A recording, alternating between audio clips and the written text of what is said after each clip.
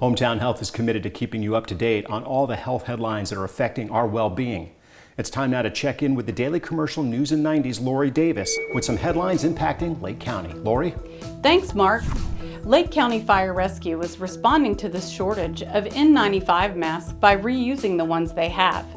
In a partnership with the Florida Department of Health and the Lake County Office of Public Safety Support, EMS officials will use a decontamination unit to sterilize the mask using hydrogen peroxide.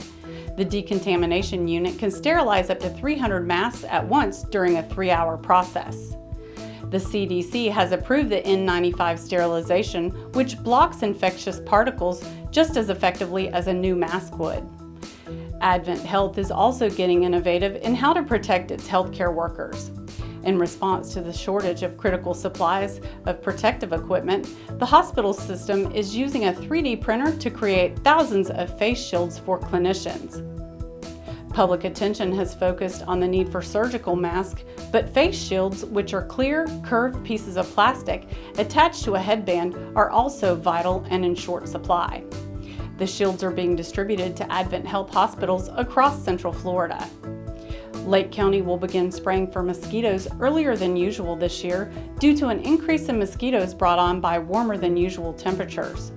Lake County residents can view scheduled mosquito spray treatments by viewing an interactive mosquito map or request mosquito spraying on the county's website. Residents are also encouraged to sign up for mosquito spray notifications at alertlake.com. Back to you, Mark. Thanks, Lori. Stay healthy, and we'll be looking for you when you come back to the Daily Commercial News and 90 on Lake Sumter TV. For information on all these stories, just click the Hometown Health headlines icon on our website at yourhometownhealth.com.